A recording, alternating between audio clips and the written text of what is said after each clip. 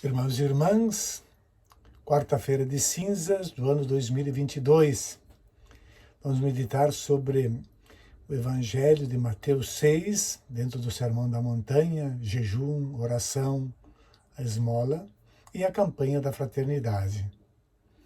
O tema deste Evangelho é simplesmente o Pai que vê o que está no segredo, te dará a recompensa.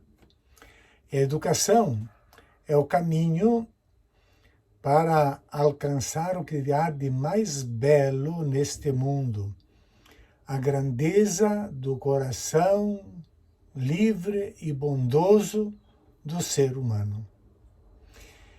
A liturgia da imposição das cinzas era um rito no Antigo Testamento para os pecadores públicos, que no cristianismo aos poucos passou a ser um rito que adquiriu grande importância popular por se destinar a todos os cristãos, porque todos nos reconhecemos pecadores e penitentes. Como dizia Padre Condren, o homem é homem porque é um animal que raciocina. O cristão é cristão porque é penitente. O tempo da Quaresma é o tempo da graça que chegou e juntos com a Igreja nós, no Brasil, iniciamos a campanha da fraternidade, que nos chama a refletir sobre educação e fraternidade com o lema Fala com sabedoria, ensina com amor, tirado de Provérbios 31 a 26. Tempo de graça é o de vivermos alguma prática que nos renove, para que vençamos o medo, o desânimo, o cansaço, e assim assumamos um projeto de plenitude de vida. Porque o ser humano não nasce pronto, ele precisa crescer, e a educação é exatamente o exercício do crescimento humano. A educação integral, fraterna, solidária, é caminho de humanização. Sem a educação, o ser humano voltaria a relações puramente instintivas, próprias dos animais. Tanto de agressividade, que para crescer e proteger-se usa violência sobre os outros, como de busca egocêntrica do prazer. Porque, como somos seres sociais, devemos ser também cuidadosos com os outros. A educação nos leva a superar aquilo que é de selvagem, de instintivo em nós. As crianças e jovens necessitam de adultos e de uma sociedade que saiba falar com sabedoria e educar com amor. Que saiba educar com amor. Porque a educação é um ato humano. Quando aprendemos, somos renovados. E quando nos renovamos, temos a alegria de crescer. E de crescer como imagem de Deus, que é bondade, amor, criatividade. Ficar nos instintos é simplesmente não crescer.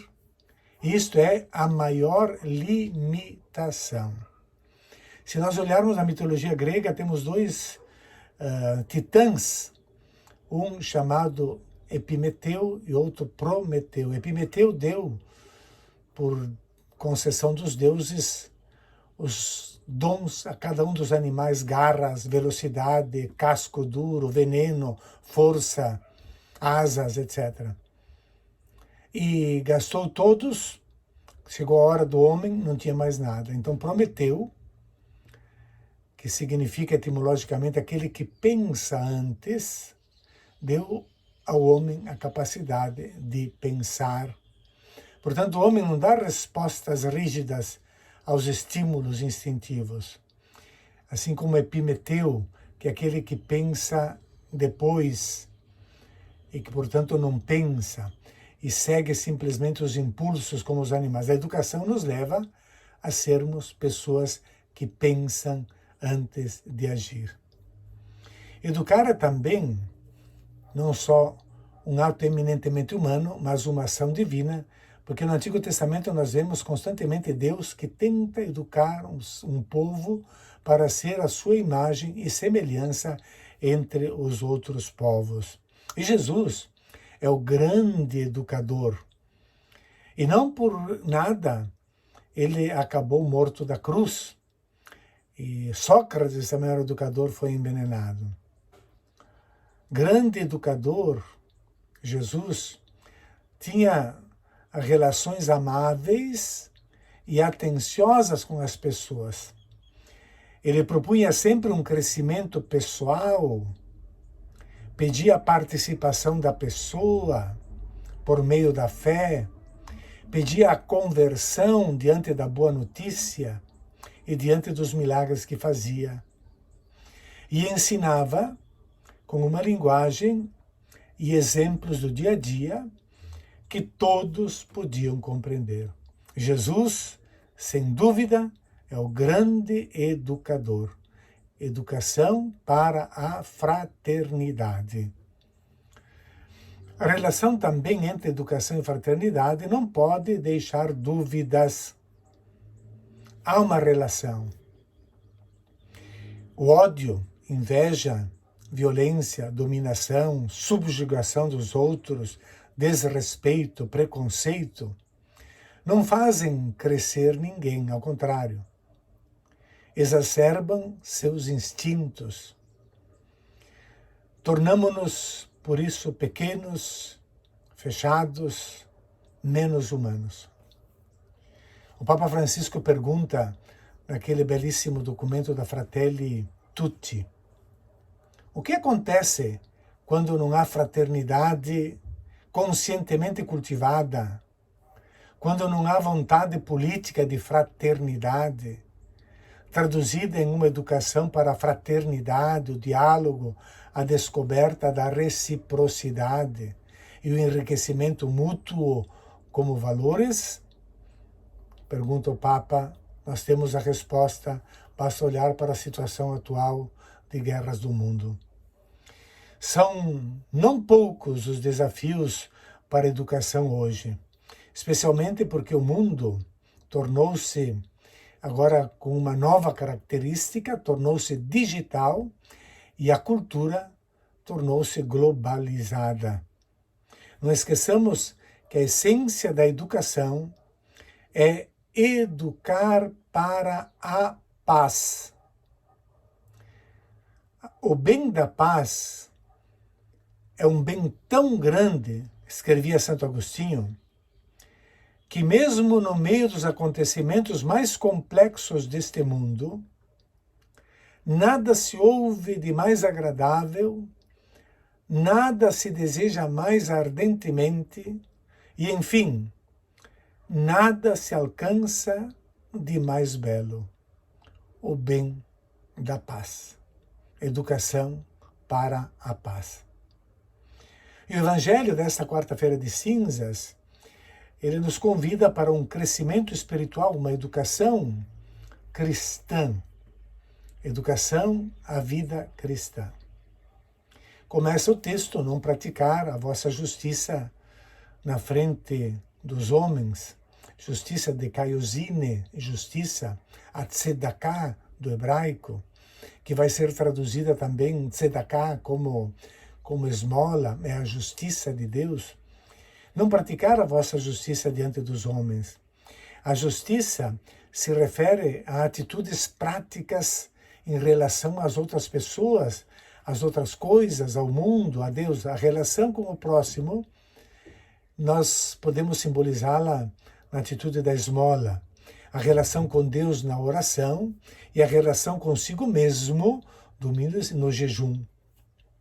Jesus não nega o valor dessas práticas, ao contrário, ensina, educa, para que sejam feitas de maneira autêntica e façam crescer o ser humano que as pratica e o ser humano que as recebe.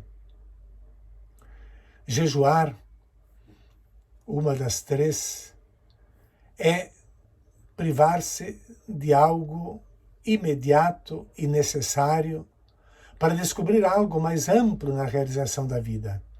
Trata-se de deixar o egocentrismo, a autorreferencialidade, para crescer e dispor-se a uma causa maior que a própria vida, o projeto de Deus.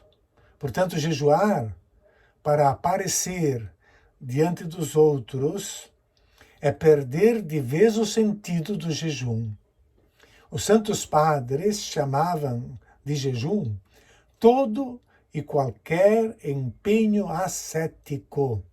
Por isso, cada gesto de renúncia, não só com os alimentos, não pode ser somente exterior, mas deve corresponder a uma atitude interior. Não adianta jejuar em relação aos alimentos se não se jejua em relação ao pecado.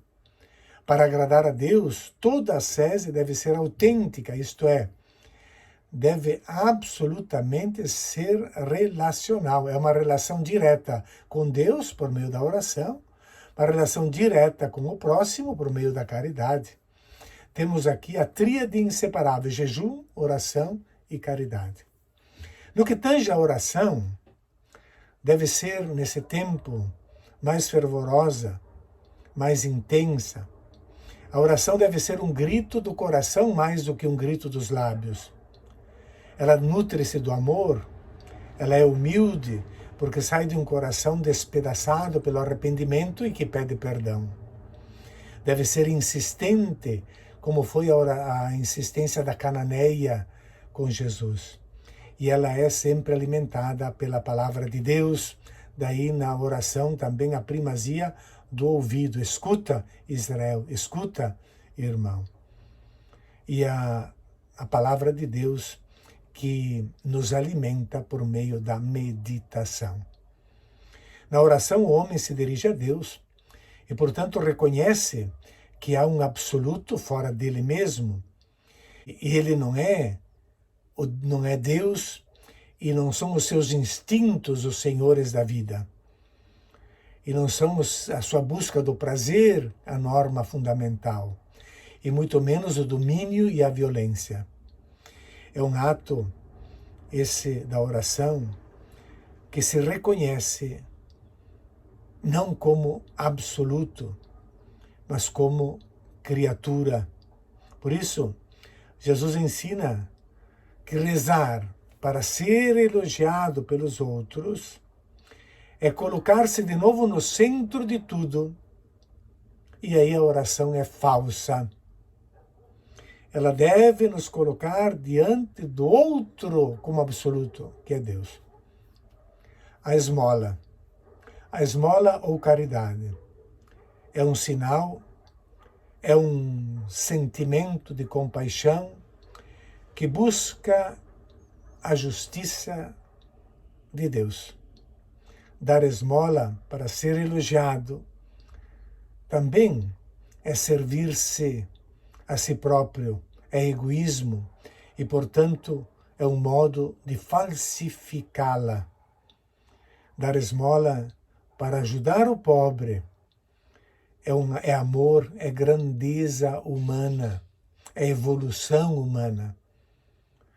Tudo o que foi subtraído ao corpo, portanto, no jejum ou na ascese, deve ser destinado ao necessitado num autêntico movimento de caridade.